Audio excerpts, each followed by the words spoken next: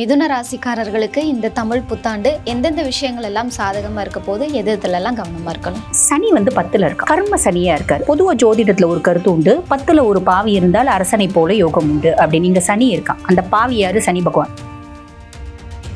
இந்த ஒரு வடிவேல் சார் படத்துல சொல்லுவாங்க பாத்தீங்களா, ஒரு தேங்காய் 8 ரூபாய், சரி 5 ரூபாய், சரி 5 ரூபாய். இதுதான் சனி. ஒரு விஷயம் உனக்கு கொடுக்கறதுக்கு முன்னாடி உனக்கு பொதுவா மிதுனத்துக்கு ஒரு கேரக்டர் உண்டுமா. எங்களுக்கு வேர்வை சிந்தி வேலை செய்யறதை விட நாங்க ரொம்ப சாதுரியமா பேசி நாங்க பாத்தீங்கன்னா ஸ்மார்ட் ஒர்க் தான் பண்ணுவோம் அப்படின்ற எண்ணம் மிதுனத்துக்கு பெரும்பாலான மிதுன ராசி அன்பர்களுக்கு உண்டு. அந்த எண்ணத்தை இப்ப மாத்திக்கணும். ராகு 9ஆம் பாவம், பாக்கியஸ்தானத்துல ராகு. ஏதோ ஒரு விதத்துல பெரிய லெவல்ல பாக்கியம் அப்படின்றது ரொம்ப நாளா எனக்கு ஆசைப்பா பென்ஸ் கார் வாங்கணும், அப்படி வாங்கிட்டதுக்கான வழியும் வாய்ப்பு உண்டு. எல்லா மிதுனும் பென்ஸ் வாங்கிடுவாங்க. மிதுன ராசி பெண்களுக்கு இந்த தமிழ் புத்தாண்டு என்ன மாதிரியான பலன்களை கொடுக்கும்? பெண்கள் சொல்லும் போது பாத்தீங்கன்னா அடுத்தவங்களுடைய திறமைய பாராட்டி கொண்டு வரக்கூடியவங்க இந்த மிதுன ராசி. அதே நேரத்துல நண்பர்களால பாதகாதிபதி குரு மிதுனத்துல இருந்தது வதஞ்சி எடுத்துருச்சு. மிதுன ராசி பெண்களை போய் பாத்தீங்கன்னா கண்டிப்பா ஒரு 10 கிலோ குறைஞ்சிட்டேன்னுவாங்க. நம்ம சொல்லும் போது கூட அவங்க கண்ணு நுனியில ஒரு கண்ணீர், அவ்வளவு கஷ்டங்களை பட்டுட்டாங்க. ஆனா இந்த தமிழ் புத்தாண்டு நிறைய விஷயங்கள்ல மதிப்பெண்கள் அடிப்படையில மிதுன ராசிக்கு எவ்வளவு சதவீதம் நற்பலன்களை கொடுக்க? இந்த வருட தொடக்கத்துல அப்படின்னு எடுக்கும் போது கொஞ்சம் பிரச்சனைகளுடைய வீரியங்கள் குறையறதுக்கான காரணங்கள் இருக்கும். அதனால 40%. அதே போல இந்த வருடத்தோட இறுதியில அப்படின்னு பார்க்கும்போது பாத்தீங்கன்னாக்கா கண்டிப்பா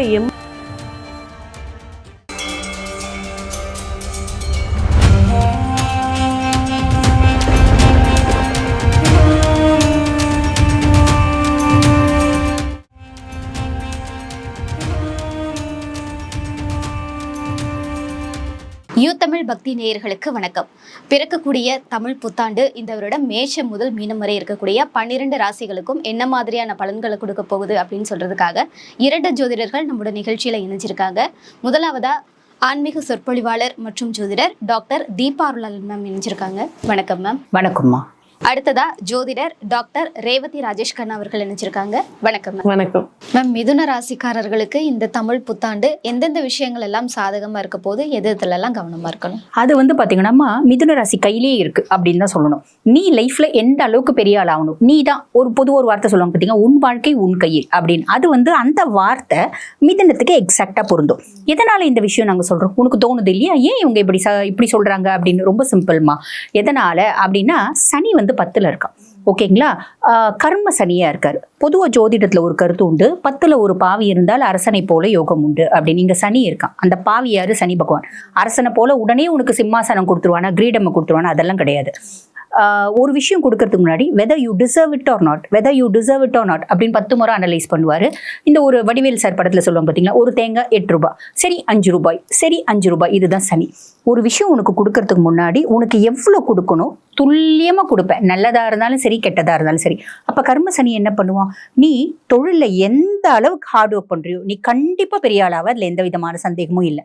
ஆனா நானே பெரிய கோட்டீஸ்வர விட்ட பிள்ளைங்க, எங்க அப்பா ஏகப்பட்ட சேர்த்து வச்சு போயிருக்கேன், நான் கால் மேல கால் போட்டுட்டு ஜம்முன்னு உட்காந்துட்டு என்கிட்ட இருக்க வேலையாட்களை நான் வேலை வாங்குவேன் அப்படின்ற ஒரு மைண்ட் செட் இருக்கு அப்படின்னா உன்னோட தொழில நீ பெரிய லெவல்ல டெவலப் ஆகவே முடியாது. பொதுவா மிதுனத்துக்கு ஒரு கேரக்டர் உண்டுமா. Always they prefer smart work. எங்களுக்கு வேர்வை சிந்தி வேலை செய்யறதை விட நாங்க ரொம்ப சாதுரியமா பேசி நாங்க பாத்தீங்கன்னா ஸ்மார்ட் ஒர்க் தான் பண்ணுவோம் அப்படின்ற எண்ணம் மிதுனத்துக்கு பெரும்பாலான மிதுன ராசி அன்பர்களுக்கு உண்டு. அந்த எண்ணத்தை இப்ப மாத்திக்கின பெரிய லெவல்ல சக்சஸ் ஆகும். மாத்திக்கல நாங்க கெட்டு போயிடுவோமா? கெட்டுறதுக்கு வழி இல்லை. ஏன்னா சனி நல்லா இருக்கா, வேலை இல்லாதவங்களுக்கு வேலை கிடைக்கும். அதே மாதிரி எந்த வேலைக்காக நீ ரொம்ப நாள் காத்துட்டு இருந்தியோ அது கிடைக்கும். ஆனா நீ அதை காப்பாத்திக்கணும். ஹார்ட் ஒர்க் பண்ணா மட்டும்தான் காப்பாத்திக்க முடியும். இது ஒரு பிளஸ். அப்ப நீ எப்படி கொண்டு போற? இந்த ஒரு படம் இருந்துச்சு பாத்தீங்களா, 12B. பஸ்ஸை பிடிச்சாரு ஷாம்னா ஒரு வாழ்க்கை, பஸ்ஸை பிடிக்கலன்னா ஒரு வாழ்க்கை. அந்த மாதிரி மிதுனத்துக்கு அப்படின்னு சொல்லலாம். ராகு 9ஆம் பாவம், பாக்கியஸ்தானத்துல ராகு. ஏதோ ஒரு விதத்துல பெரிய லெவல்ல பாக்கியம் அப்படின்றது உன்னோட குரோனிக் டிசைர்ஸ், ரொம்ப நாளா எனக்கு ஆசைப்பா பென்ஸ் கார் வாங்கணும் அப்படின்னு வாங்கிட்டதுக்கான வழியும் வாய்ப்பு உண்டு. எல்லா மிதுனும் பென்ஸ் வாங்கிடுவாங்களா? கிடையாது. நீ செய்யக்கூடிய வேலை, உன்னோட படிப்பு, உன்னோட வாழ்வாதாரத்தை பொறுத்து ஒரு அப்லிஃப்ட்மெண்ட், ஒரு பாக்கியம், ஒரு குட் லக், ஃபார்ச்சூன், அதிர்ஷ்டம், மேன்மை, முன்னேற்றம் இருக்கு. நிறைய மிதுன ராசி அன்பர்களுக்கு வெளிநாடு போறதுக்கான பிராப்தம், வெளிநாடு போய் ஹையர் எஜுகேஷன்ஸ் படிக்கிறதுக்கான பிராப்தம், அப்பானோட சப்போர்ட் பரிபூர்ணமா கிடைக்கும். அப்பா வெளிநாடு போறதுக்கான பிராப்தம், இதெல்லாமே 12ஆம் மாசம் வரைக்கும் இருக்குமா. ஆனா 6ஆம் மாசத்துக்கு அப்புறம் இவங்களுக்கும் அப்பானோட உறவு முறையில ஒரு லைட்டா ஒரு கேப் வரும். அதுக்கு காரணம் பெண்களாக இருப்பாங்க. ஏதோ ஒரு விதத்தில் ஒரு பெண்களோட தலையீடுனால அப்பாக்கும் இவங்களுக்குமான உறவு முறையில் ஒரு கேப் வரத்துக்கான வழியும் வாய்ப்பும் உண்டு. அப்பாவுக்கு இன்ஃபெக்ஷியஸ் டிசார்டர்ஸ் வரதுக்கான வாய்ப்பு உண்டு. அதே மாதிரி பாருங்க, அப்பா இவங்களை கஷ்டப்பட்டு வெளிநாடு அமுச்சு வச்சிருந்தாலும் அங்கே போயிட்டு எனக்கு கிளைமேட் அடாப்ட் பண்ண முடியல, படிக்க முடியல, எனக்கு வந்து ஹோம் சிக்னஸ் வருது அப்படின்னு திரும்பி வரதுக்கான வழியும் வாய்ப்பும் உண்டு. இந்த மாதிரி சின்ன சின்ன விஷயம், நம்ம ஒரு இடத்துக்கு போகிறோம் அப்படின்னா அங்கே இருக்க ப்ளஸ்ஸை நம்ம அப்சர்வ் பண்ணுறத விட மைனஸை நல்லா அனலைஸ் பண்ணிட்டு போகிறது நல்லது. இது வந்து பார்த்தீங்கன்னா மிதுனத்துக்கு நம்ம கொடுக்குற அட்வைஸ் அப்படின்னு சொல்லலாம். தம்பி தங்கச்சி வெளிநாடு போகிறதுக்கான வழியும் வாய்ப்பும் உண்டு. தம்பி தங்கச்சிக்கு இன்ஃபெக்ஷியஸ் டிசார்டர்ஸ் வர்றதுக்கு சான்ஸ் இருக்குது. தம்பி தங்கச்சி வெளிநாட்டிலேருந்து இவங்களுக்கு எக்கனாமிக்கலி சப்போர்ட் பண்ணுறதுக்கான வாய்ப்பு உண்டு.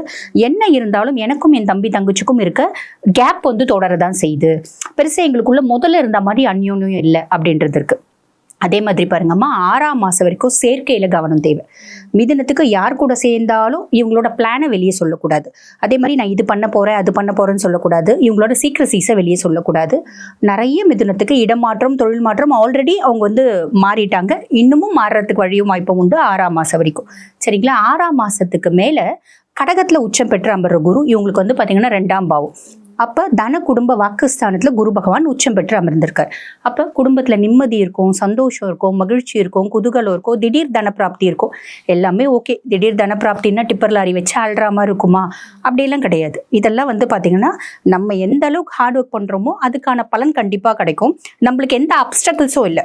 பிளானட்ஸ் வந்து உன்னை பல்ல நோண்டி புதைக்கிற நிலைமையில இல்லை, உனக்கு சப்போர்ட்டிவாக இருக்காங்க. அப்போ நீ ஹார்ட் ஒர்க் பண்ணு. பிளானட்ஸ் எப்பயுமே நல்லா இருக்காங்க அப்படின்னா நம்ம 2 மடங்கு ஹார்ட் ஒர்க் பண்ணும். பிளானட்ஸ் ரொம்ப மட்டமாக இருக்காங்க அப்படின்னா 20 மடங்கு ஹார்ட் ஒர்க் பண்ணும். நீ எந்த அளவுக்கு உழைக்கிறியோ அந்த அளவுக்கு நீ சக்ஸஸ் ஆவ. இதில் எந்த வித மாற்று கருத்தும் கிடையாது. என்ன 6ஆம் மாதத்துக்கு அப்புறம் மற்றவங்களுக்கு வாக்கு கொடுக்கறதுக்கு யோசிக்கணும். நான் இந்த வேலையை இதுக்குள்ளே முடிச்சு கொடுத்துட்றேன் அப்படின்னா உன்னால் முடிச்சு கொடுக்க முடியாத சூழ்நிலை வரும். அப்போ பெரிய லெவலில் யாருக்கும் வாக்கு கொடுக்க வேண்டாம். யாருக்கும் கேரண்டி, ஷூரிட்டி, வாரண்டி கையெழுத்து இதெல்லாம் போட வேண்டாம். அதே மாதிரி யாராவது நம்ம உறவுக்காரங்களே வந்து பாருங்க திருமணத்துக்கு வரன் பார்க்குறாங்க அப்படின்னு வச்சுக்கோங்களேன். நமக்கு தெரிஞ்ச பிள்ளை இருக்கும், சின்ன வயசுலேருந்து நம்ம பார்த்த பிள்ளையா இருக்கும். பிள்ளைய பார்த்தா குடும்ப குத்து விளக்குமா இருக்கும். என்ன நம்ம சின்ன வயசுலேருந்து பார்த்த பிள்ளையாச்சே, ரொம்ப நல்ல பிள்ளைப்பா, குடிஞ்ச தலை கூட நிமிராது அப்படின்ற மாதிரி நம்ம ரெக்கமெண்ட் பண்ணி அந்த வீட்டு பையனுக்கு கல்யாணம் பண்ணி வச்சோன்னு வச்சுக்கோங்க. சும்மா 4 வாரத்தை ரெக்கமெண்ட் பண்ணால் கூட கல்யாணம் பண்ணி வச்சாங்கன்னா கல்யாணம் ஆன பின்னாடி அந்த பிள்ளையினோட உண்மையான சுயரூபம் தெரிய ஆரம்பிக்கும். இன்ஸ்டாவில் ஒரு 100 ஃப்ரெண்டு, எஃபியில் ஒரு 500 ஃப்ரெண்டு, டெய்லி சேட்டு, இந்த மாதிரிலாம் இருக்கிறதுனால எங்கள் குடும்பத்தை கெடுக்கிறதுக்காக வாண்டட்லி நீ இந்த பிள்ளையை வந்து எங்களுக்கு திருமணத்துக்கு ரெக்கமெண்ட் பண்ணியா அப்படின்ற மாதிரி ஆகிடும். அப்போ நல்லது செய்ய போய் கெட்ட பேர் எடுத்துக்கிறதுக்கான வழியும் வாய்ப்பும் உண்டு. நம்ம உண்டு, நம்ம வேலை உண்டு அப்படின்ற மாதிரி இருந்துடுறது மிதுனத்துக்கு எப்பயுமே நல்லதுமா. இந்த வருஷம் அதை ஃபாலோ பண்ணிக்கணும். பெருசாக யார் விஷயத்தையும் தலையிட வேண்டாம், யாருக்கும் ரெக்கமெண்ட் பண்ணுறது வேண்டாம். மிதுன ராசி பெண்களுக்கு இந்த தமிழ் புத்தாண்டு என்ன மாதிரியான பலன்களை கொடுக்கும்? ப்ளஸ் இவங்க செய்ய வேண்டிய பரிகாரங்கள், கடவுள் வழிபட வேண்டிய கடவுள் யாரு? மிதுன ராசி காலபுருஷனுக்கு 3வது ராசி. இதோட வடிவமே வந்து பாத்தீங்கன்னா ஒரு ஆண் கதை ஏந்தி நிக்கிறது போலவும் ஒரு பெண் வீணை ஏந்தி நிக்க சமம். இந்த மிதுன ராசி பெண்கள் வந்து பாத்தீங்கன்னா எல்லாரையும் சமமா பார்ப்பாங்க. அவங்க கிட்ட இருக்கக்கூடிய ஃப்ரெண்ட்ஸ் சர்க்கிள் கூட பாத்தீங்கன்னா ரொம்ப லக்ஸரியா இருக்கிறவங்களும் சரி, வறுமையா அதெல்லாம் பார்க்க மாட்டாங்க. மனுஷனா பார்ப்பாங்க. அவங்க இந்த பெண்கள் சொல்லும் போது பாத்தீங்கன்னா அடுத்தவங்களுடைய திறமைய பாராட்டி கொண்டு வரக்கூடியவங்க இந்த மிதுன ராசி. அதே நேரத்துல நண்பர்களால அழிஞ்சு போற ராசியும் மிதுன ராசி தான். இதுதான் இதுல இருக்கக்கூடியது. ஏன்னா இந்த மிதுன ராசியில இருக்கக்கூடிய நடு நட்சத்திரம் வந்து திருவாதிரை நட்சத்திரம். எல்லாம் சிவன் பிறந்த நட்சத்திரம், ருத்ரன் பிறந்த நட்சத்திரம் பெருமையா பேசுவாங்க. ஆனா திருவாதிரையுடைய யோனி என்னன்னா நாய்ங்க. அந்த நாய்க்கு வந்து தடவி கொடுத்துட்டீங்கன்னு வச்சுக்கோங்களேன், அந்த முதலாளி வந்து எதிரியா இருந்தா கூட, ஒரு வில்லனா இருந்தா கூட தடவி கொடுத்துட்டா அந்த நன்றி உணர்வோட இருக்கக்கூடியதுதான் இந்த மிதுன ராசி. நிறைய கடந்த ஆண்டு வீட்டுல பிரச்சனை, கணவரால பிரச்சனை, பிள்ளைகளால பிரச்சனை, எங்கேயாவது ஓடி போயிடலாமா, ஏன்னா மிதுனத்துல குரு இருக்குன்னு எல்லாம் சூப்பர்னு சொல்லிட்டாங்க.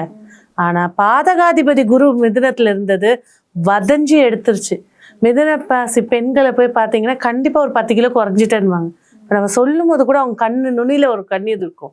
அவ்வளோ கஷ்டங்களை பட்டுட்டாங்க. ஆனா இந்த தமிழ் புத்தாண்டு நிறைய விஷயங்கள்ல அனுபவத்தை ஏற்படுத்தி கொடுக்க போகுது. பெண்கள் படிக்கணுன்றதுல ரொம்ப என்ன சொல்ல எஃபெக்ட் போட்டு படிக்க போறாங்க. நிறைய இந்த வாட்டி வந்து பாத்தீங்கன்னா நீங்க அடுத்த வருஷம் மார்ச்ல எடுங்க. எப்பவுமே சொல்லுவாங்க, ஏங்க இப்போ 10th +2 இப்போ என் பொம்பளை பசங்க தாங்க ஃபர்ஸ்ட் வருதுன்ட்டு. ஆனா வறுமை கோட்டில் இருக்கக்கூடிய பெண்கள் அதிக மதிப்பெண் எடுக்க போறாங்க. நிறைய மருத்துவத்துறையில கண்டிப்பா சேரக்கூடியது பெண்களா இருக்க போறாங்க. ஏன்னா 3ஆம் பாவத்துல கேது இருக்கு. அதே நேரத்துல இன்னொரு மைனஸ் என்ன அப்படின்னு பாத்தீங்கன்னாக்கா, ஆஃப்டர் ஜூன் ஜூலைக்கு மேல பய உணர்வு ஒன்று தோண ஆரம்பிக்கும். ஏன்னா வீரியஸ்தானத்துல கேது பகவான் இருக்காரு. இந்த வருடம் பிறக்கும் போது பாத்தீங்கன்னா கால சர்பத்துல எல்லா பிளானட்ஸும் உட்கார்ந்துருக்கு.